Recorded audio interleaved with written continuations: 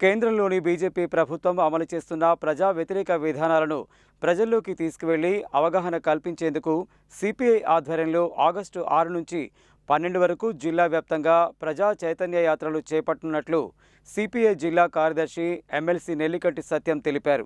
ఈ ప్రజా చైతన్య యాత్రలకు సంబంధించిన పోస్టర్లను ఆవిష్కరించి ఈ యాత్రలను విజయవంతం చేయాలని పిలుపునిచ్చారు. సోమవారం నల్గొండలోని సిపిఐ జిల్లా కార్యాలయంలో నిర్వహించిన జిల్లా కౌన్సిల్ సమావేశంలో ఎమ్మెల్సీ నెల్లికంటి సత్యం మాట్లాడారు.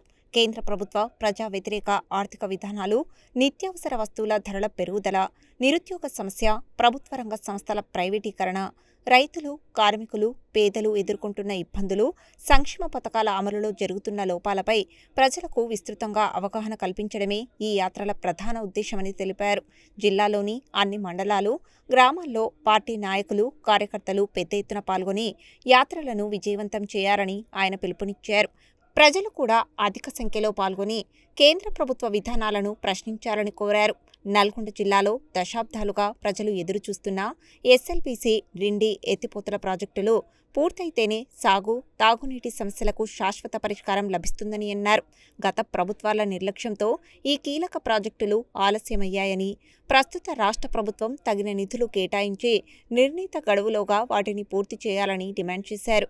జిల్లాలో ఈ సీజన్లో సాధారణం కంటే తక్కువ వర్షపాతం నమోదవడంతో భూగర్భ జలాలు గణనీయంగా తగ్గిపోయాయని, బోరుబావులపై ఆధారపడి సాగు చేస్తున్న రైతులు తీవ్ర ఇబ్బందులు ఎదుర్కొంటున్నారని తెలిపారు. ఎండిపోతున్న వరి పంటలను వ్యవసాయ శాఖ అధికారులు క్షేత్రస్థాయిలో పరిశీలించి నష్టపోయిన రైతులకు తక్షణమే పంట నష్టపరిహారం అందించేలా ప్రభుత్వం చర్యలు తీసుకోవాలని ఆయన కోరారు. అనంతరం కేంద్రంలోని బీజేపీ ప్రజా వ్యతిరేక పాలనను నిరసిస్తూ సిపిఐ రూపొందించిన మార్పు కావాలి వాల్ పోస్టర్ను విడుదల చేశారు.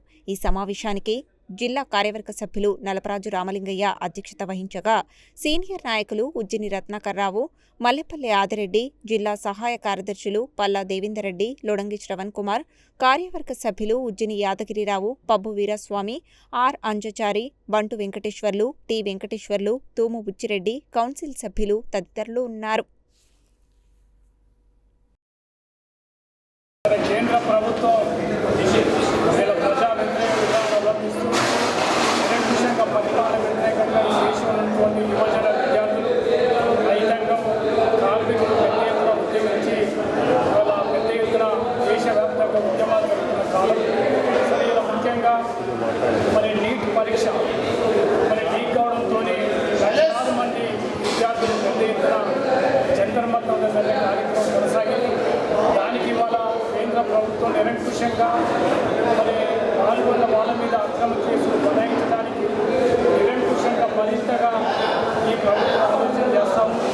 అందువల్ల నీటి పరీక్షకు బాధ్యులుగా అయినటువంటి మంత్రి రాజీనామాతోనే కాదు, భవిష్యత్తులో కూడా లీక్ అయినప్పుడు తప్పకుండా తమ బాధ్యతగా ప్రభుత్వం బాధ్యత వహించాలని ఈ సందర్భంగా తెలియజేస్తూ, నరేంద్ర మోడీ నేను క్షమిస్తున్నాను కాదు, ఈ దేశ ప్రజలకు నరేంద్ర మోడీ క్షమాపణ చెప్పాలి.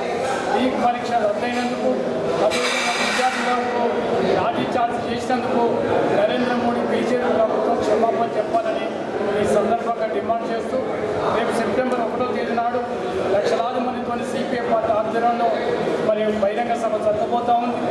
ఈ లోపల 6వ తేదీ నుండి 12వ తేదీ వరకు జిల్లాలో ప్రచార యాత్రలు, పాదయాత్రలు సిపిఐ పార్టీ ఈనాడు రైతాంగాన్ని చేసిన బీజేపీ అనుసరిస్తున్నటువంటి రైతులకు సంతుల నష్టం కానీ, యువజన విద్యార్థులకు ఉపాధి అవకాశాలు లేక, నిరుద్యోగ సమస్యతోని ఒక తీవ్రమైనటువంటి అసంతృప్తి యువతరానికి దీనికి వ్యతిరేకంగా పెద్ద ఎత్తున దేశవ్యాప్తంగా రేపు జరిగే బహిరంగ సభను చేపట్టం చేయడానికి జాతర కార్యక్రమం నిర్వహించబడతా ఉంది. అందువల్ల ఇప్పటికైనా బీజేపీ ప్రభుత్వం నిరంకుశంగా ఎల్లకాలం పరిపాలన సాగించలేరని ఈ సందర్భం గుర్తు చేస్తూ, ఈ రాష్ట్ర ప్రభుత్వం తీవ్రంగా ఇలా కరువు వచ్చింది, తీవ్రమైనటువంటి వర్షపాతం లేదు, నల్లగొండ జిల్లాలో తీవ్రమైనటువంటి కరువు ఉన్నది. ఇలా పూర్తిగా పెండింగ్ ప్రాజెక్టులు కూడా ఈ ప్రభుత్వం కూడా నత్తనగా సాగుతూ ఉన్నాయి. అది డిండి ఎత్తిపోతల పథకం కానీ, ఎస్ఎల్బీసీ టన్నల్ కానీ, ఉదయ సముద్రం ప్రాజెక్టు కానీ, అదే అనేక ప్రాజెక్టుల విషయంలో ఈ ప్రభుత్వం శ్వేతపత్రం విడుదల చేసి కాల పరిమితి నిర్ణయించి పూర్తి చేయాలని సందర్భంగా డిమాండ్ చేస్తాం.